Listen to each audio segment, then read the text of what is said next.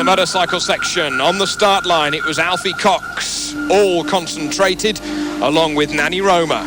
Fabrizio Mioni, the overall leader, and his teammates, Giovanni Sala from Italy. 0 kilometres on the road book, only another 422 to go. And leaving the start line just a few hundred yards outside of the bivouac, it was thumbs up for Heinz Kinney-Gartner and the rest of the KTM crew as he blasted off for what seemed like some into oblivion. A good day, though, for Giovanni Sala, jumping for joy on the heavier than the singles, of course, the V-twin KTM. Sala being victorious on the stage by 3 minutes and 45 seconds. However, a monstrous stage being completed in 6 hours and 10 minutes for Sala. Fabrizio Mioni, though, he was second on the stage, proving that it really was a stage for the twins. Mioni, though, he has more importantly put time into Nanni Roma. And remember that the overall standings of last night was 1 minute between the Italian and the Spaniards. And after today, he's put another 2 minutes and 3 seconds into him. It's now 3 minutes and 3 seconds, the difference between first and second overall in the Dakar after nearly 40 hours of running. So Nanni Roma, he said that today was just almost crazy. Just couldn't understand why they did such a stage. The camel grass, he said, will be coming into his dreams this evening.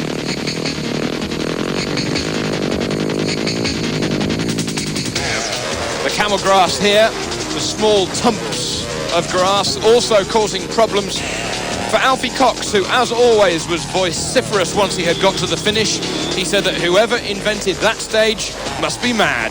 Well, the Dakar is certainly a trier for many a rider. He says that he's been up and over, down and round, he's been every way, but almost forward at times. Alfie Cox, though, finishing 5th on the stage today. He's still in 3rd overall. Eric Bernard on board with him. Quand vous êtes en train de rouler, vous pensez à quoi? And the question coming from the helicopter.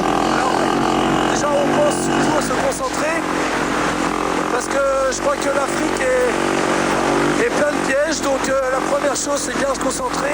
Et aujourd'hui, notamment, encore plus. You have to concentrate a great deal on piece such as this. De points GPS, de waypoints. Donc on doit absolument se diriger avec le cap. We've obviously got to focus on the road book today with the navigation. We've got no GPS for the second time in the rally.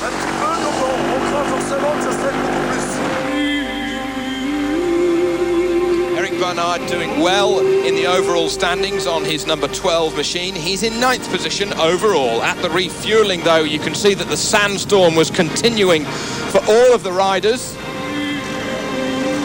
The refueling zones being neutralised so that the first one there is not necessarily the first one out and gaining time, but certainly one of the most spectacular fuel stations on planet Earth.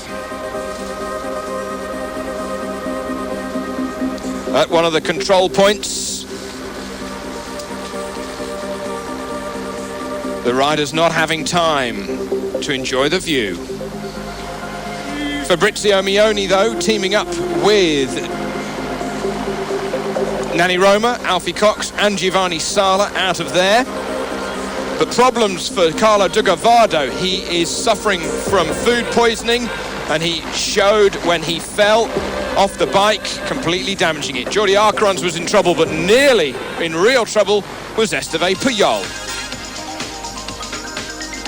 Sala getting the first win of 0-2 ahead of his teammate Mioni. Pujol lucky to get away with that incident in 3rd. Roma then in 4th, and Alfie Cox back in 5th. But overall, look at it. It was 1 minute. It's now 3 minutes and 3 seconds. Mioni to Roma. Cox chasing hard in 3rd.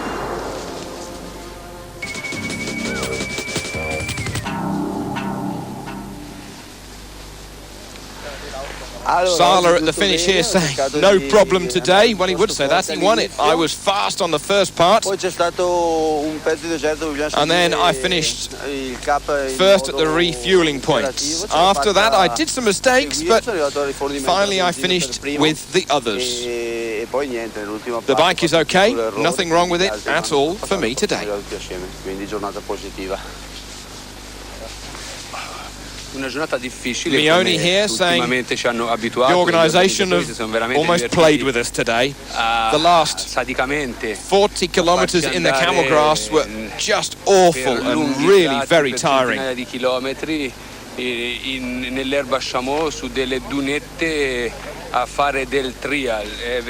It's been very, very hard to ride in such conditions, but apart from that, everything has been okay with the motorcycle today. Tutto bene, sono caduto subito dopo poco alla partenza, dopo 50 km, sempre nell'erba chameau, niente di grave, sono ripartito, oggi va tutto, per ora tutto bene.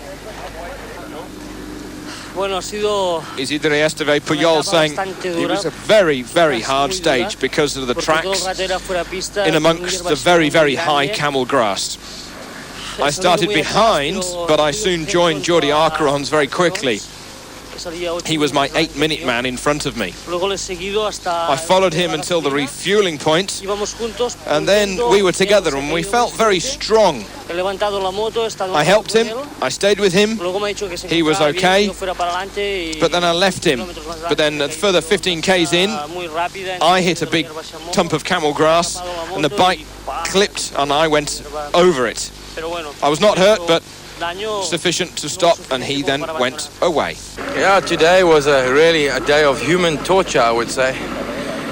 When I came to the first Dakar in '98, I always thought that Patrick was a little bit of a tough man, and today I tell you what, the most difficult day of the Dakar. We've done, I think, almost more than half the stage just camel grass, and the last 100 kilometers has been second, third gear. It's been so tough. It was a difficult day to make any advance on the next riders, so I think tomorrow, the showdown again tomorrow, I think, but today was just a day to get to the finish and survive the day. It was a very tough day. Patrick is a crazy man, I think, at the end of the day.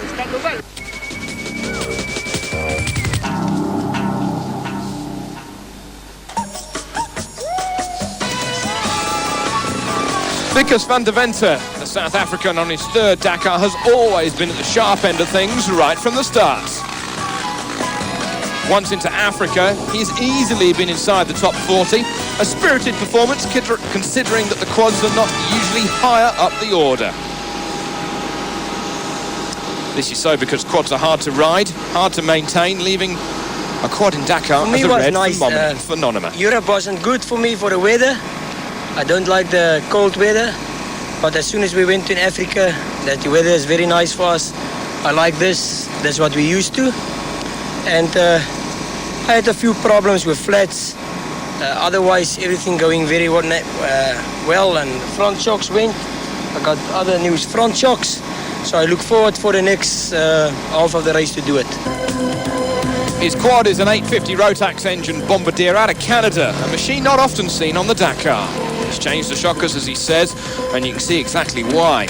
Bad news, though, last night, as he was so close and yet so far from the bivouac here in Tachit, as a rear axle cried enough, and he's out of the Dakar. He has, though, another year to think about the Dakar rally and maybe have a party with Alfie Cox at Dakar next year. You go to Dakar?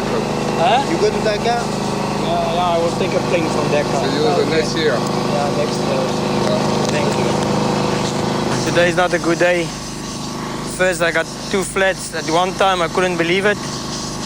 And then the real axle bearings went, first the right side. So I was trying, and then the left went. And the chain blade, you know, every time the chain came off. And at the end of the day, there's nothing left at the back. I destroy everything, 30 k's from here. So that's the end of Dakar for this year. Maybe next year. Leaving the Dakar is never easy. The case for Vickers late last night here in Tachit. We hope to see him soon next year.